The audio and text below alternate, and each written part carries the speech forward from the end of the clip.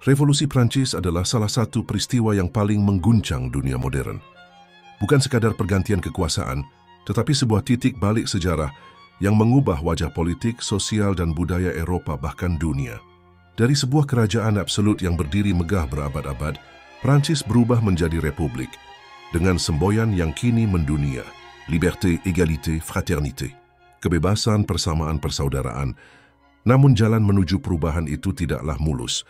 Ia ditempuh melalui penderitaan rakyat, pertumpahan darah, pengkhianatan, serta idealisme yang kadang terjebak dalam ekstremisme. Untuk memahami revolusi Prancis, kita harus melihat akar masalah yang mendorong meledaknya peristiwa tersebut. Menjelang akhir abad ke-18, Prancis adalah kerajaan dengan tradisi panjang monarki absolut. Raja dianggap sebagai wakil Tuhan di bumi, dan rakyat wajib tunduk padanya. Namun di balik kemegahan Istana Versailles, kehidupan rakyat kecil dipenuhi penderitaan. Struktur sosial Prancis diatur dalam sistem yang disebut États généraux atau 3 golongan. Golongan pertama adalah para rohaniawan, First Estate. Golongan kedua adalah kaum bangsawan, Second Estate. Dan golongan ketiga adalah rakyat jelata, Third Estate. Masalahnya, beban pajak hanya ditanggung oleh golongan ketiga yang jumlahnya mencapai lebih dari 90% populasi. Petani harus membayar pajak tanah, hasil panen, bahkan pajak khusus untuk gereja, sementara bangsawan dan rohaniawan justru dibebaskan dari sebagian besar kewajiban. Di sisi lain, gaya hidup mereka sangat boros, penuh pesta, dan berjarak dari realitas rakyat miskin. Secara politik, Raja Louis XVI meneruskan tradisi monarki absolut, tetapi ia tidak memiliki karisma maupun kecakapan seperti leluhurnya, Raja Louis XIV. Louis XVI dikenal lemah dalam mengambil keputusan, sementara istrinya Ratu Marie Antoinette dicap sebagai simbol kemewahan dan keborosan. Di tengah rakyat yang kelaparan, sang ratu bahkan mendapat julukan sinis, Madame Defisit, karena gaya hidupnya yang dianggap menguras kas negara. Situasi ekonomi Prancis juga semakin terpuruk. Negara terlilit hutang besar akibat perang, terutama Perang 7 Tahun melawan Inggris, dan keterlibatan dalam Perang Kemerdekaan Amerika. Demi menutup defisit, pajak terus dinaikkan. Namun kebijakan ini tidak menyentuh kaum bangsawan dan rohaniawan, melainkan membebani rakyat biasa. Ditambah lagi, gagal panen pada 1780-an membuat harga roti yang menjadi makanan pokok rakyat melonjak tajam. Kelaparan merajalela, protes sosial semakin keras, dan kebencian rakyat terhadap kaum elit semakin mendalam. Dengan kata lain, Prancis ibarat tong mesiu yang tinggal menunggu percikan api.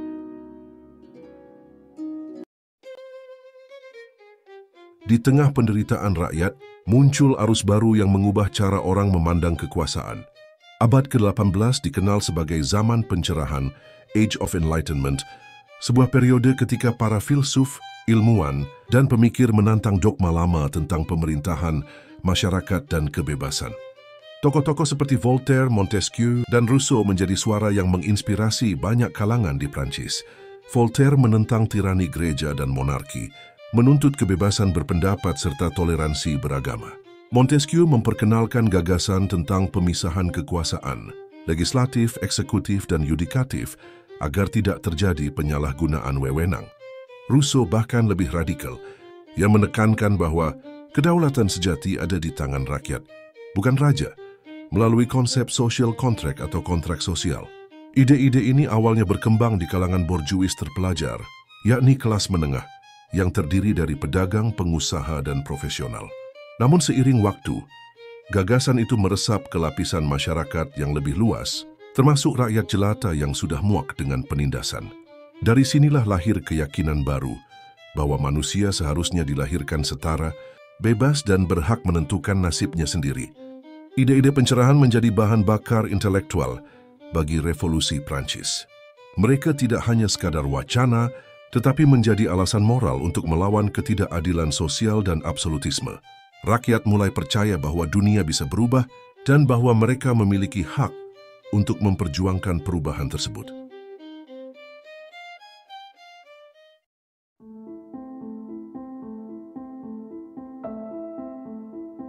Pada Mei 1789, Raja Louis XVI terpaksa memanggil Etats Generaux atau Dewan Tiga Golongan, sebuah lembaga yang tidak pernah bersidang sejak 1614. Tujuan utamanya sederhana, mencari cara untuk menyelesaikan krisis keuangan negara. Namun yang terjadi jauh melampaui ekspektasi raja.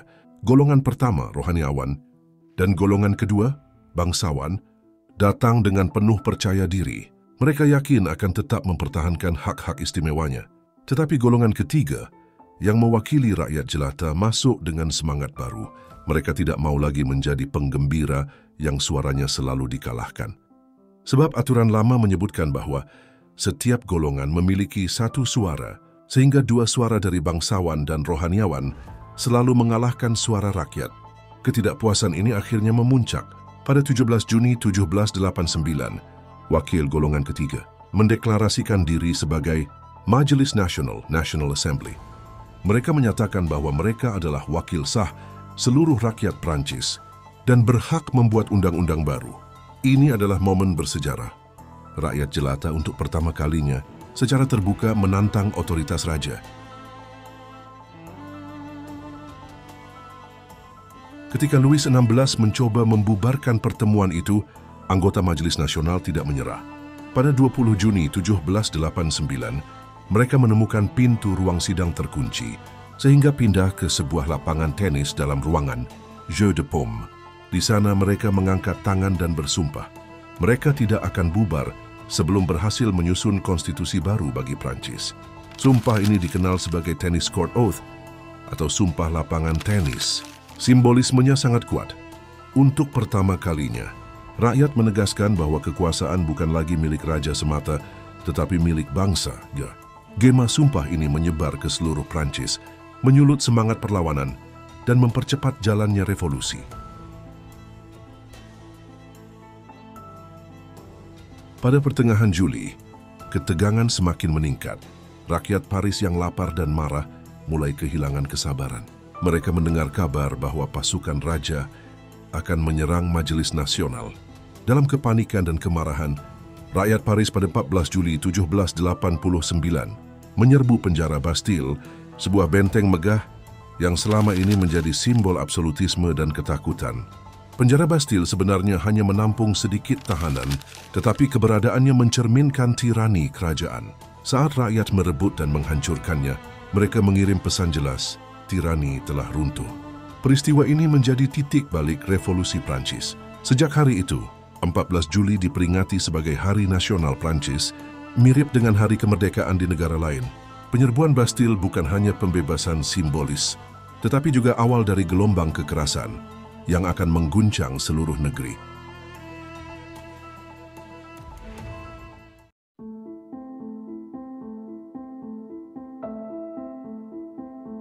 Setelah Bastille runtuh, revolusi bergerak semakin cepat.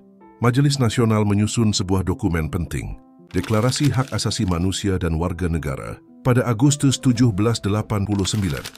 Isinya menegaskan bahwa semua manusia dilahirkan bebas dan setara, bahwa kedaulatan ada di tangan rakyat, dan bahwa hukum harus berlaku sama bagi semua. Deklarasi ini mengguncang fondasi lama.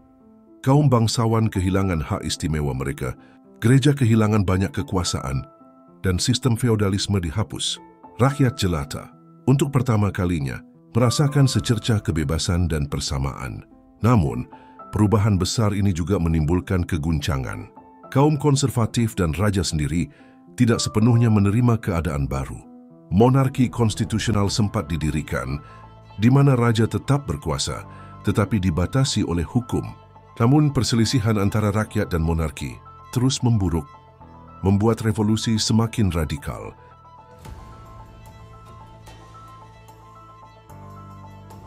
Ketegangan politik berubah menjadi kekerasan ketika Prancis berperang dengan Austria dan Prusia pada 1792. Dua negara ini takut revolusi menyebar ke wilayah mereka, sehingga ingin mengembalikan Louis XVI ke takhta absolut. Namun bagi rakyat, ini semakin menguatkan keyakinan bahwa raja adalah pengkhianat. Pada 1792, monarki resmi dihapus dan Prancis diproklamasikan sebagai Republik pertama. Setahun kemudian, pada Januari 1793, Raja Louis XVI dieksekusi dengan gilotine. diikuti istrinya Marie Antoinette. Beberapa bulan kemudian, dunia gempar raja yang dianggap wakil Tuhan di bumi, kini mati di tangan rakyatnya sendiri. Namun eksekusi raja hanyalah awal dari masa gelap. Kekuasaan jatuh ke tangan kaum radikal Jacobin yang dipimpin Maximilien Robespierre. Mereka menciptakan pemerintahan yang dikenal sebagai masa teror, Reign of Terror. Dalam periode ini, ribuan orang dihukum mati dengan gilotin, termasuk bangsawan, rohaniawan, bahkan sesama revolusioner yang dianggap tidak cukup setia. Revolusi yang semula berbicara tentang kebebasan dan persamaan berubah menjadi mimpi buruk penuh ketakutan. Rakyat memang terbebas dari tirani raja, tetapi terjebak dalam tirani baru yang lebih menakutkan.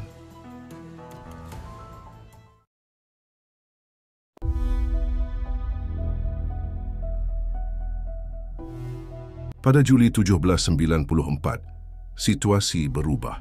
Robespierre, sang pemimpin keras Jacobin, dianggap terlalu berbahaya. Ia ditangkap dan dieksekusi, mengakhiri masa teror. Setelah itu, revolusi memasuki fase baru yang disebut direktorat. Pemerintahan direktorat dipimpin oleh 5 orang direktur. Secara teori, ini adalah sistem yang lebih moderat dibanding Jacobin. Namun kenyataannya, direktorat dipenuhi korupsi, ketidakstabilan, dan ketidakmampuan mengatasi krisis. Harga pangan tetap tinggi, konflik sosial tak pernah reda, dan rakyat semakin kecewa.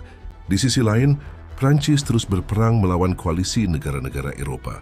Dalam kondisi ini, satu nama mulai mencuat sebagai pahlawan, Napoleon Bonaparte, seorang jenderal muda yang cerdas, karismatik, dan penuh ambisi.